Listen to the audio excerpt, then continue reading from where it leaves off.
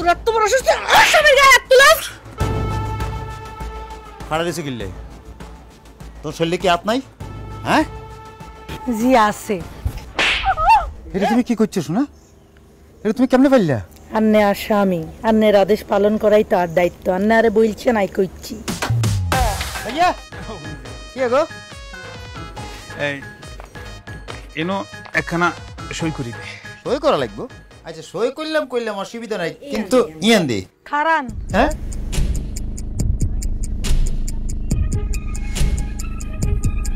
সই করেন, কিন্তু সইটা করার আগে দলিলটা একটু পড়িসান।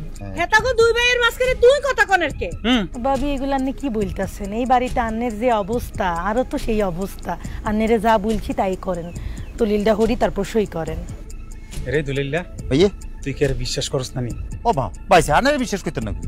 না আর বলতে তো বলছে এটা একটু হরি লই, জিনিসটা কি আছে, তো খারাপ কিছু বলে না। আমি মোহাম্মদ দেলার হোসেন দুলাল, পিতা মৃত আলী হোসেন, মাতা মাজু খান এবং সাং হাসনহাট, থানা বেগমগঞ্জ, জেলা নোয়াখালী, সজ্ঞানের নিঃসম্মতিক্রমে কারো প্ররোচনা ছাড়াই স্বীকারোক্তি প্রদান করতেছি যে আমার পৈতৃক সূত্রে প্রাপ্ত মাইজদি বাজার সংলগ্ন দুইটি দোকান বিক্রি বাবদ আমি আমার আপন একমাত্র ভ্রাতা মোহাম্মদ আনোয়ার হোসেন আলালের নিকট থেকে আমি নিজ পরিবার প্রয়োজনে বিভিন্ন সময় 10 লক্ষ টাকা গ্রহণ করিয়াছি। সাক্ষী এক মাজু খাতুন, সাক্ষী হিসেবে জরিনা বেগম। বাহ বাহ ভাইজান, কি চমৎকার জিনিস লেগে লিয়ে আইছো। আর মা তুই সাক্ষী করছো, তুই স্বাক্ষর দিতে কোন সময়? আজকে সকালবেলা তো আত্মন সই লই গেছে হাতে, আরো তো দলিল দেখানো, আমি বুঝিনি কিতা লেগছে। হেরে আলাইল্লা তুই এই কামটা কেমনি করলি? তো ছোট বাইল্লাকে তুই এত বড় বেইমানি করলি? তোমার মতো বাটফারি, তুই তোর বোর সাক্ষী হয়েছো ঠিক আছে, তুই মার সাক্ষী লই আলোকে বাটফারি করলে গেলে ভাই। রে মুখ সামলায় কথা কই দুলিল্লা। ও মা দেখছো নি মা, শরীর মার বড় গলা চিন্তা করছো নি মা? তুমি খালি আর বড় যদি না হইতা, আজকে খালি যদি আর বড় ভাই না হইতো, তোমরা আমি কিনতাম। কি করতি?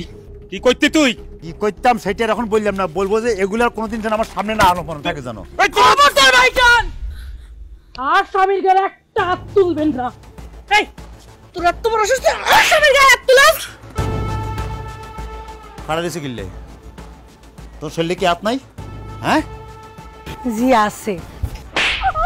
রে এই তুই এখন মাফ কর, তোর বউরে সামনে দে। ভাইজান খবরদার, আপনার একটা কথা বলি দিতাছি, আই ভুলি যাবো যে আন্নার বাসুর আর স্বামীর যদি আর একটা আন্না গালি দিচ্ছেন। আর স্বামী আদেশ করলে দুনিয়ার এমন কোনো কাম নাই যেটা আই করতে চাইতাম না।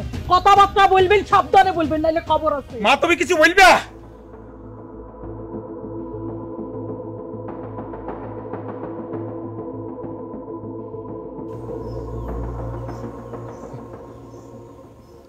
এটা তুমি কি করছো শোনা? এটা তুমি কেমনে পারলা? আন্নে আর স্বামী, আন্নের আদেশ পালন করাই তো আর দায়িত্ব। আন্নে আরে বলছেন আই কইছি।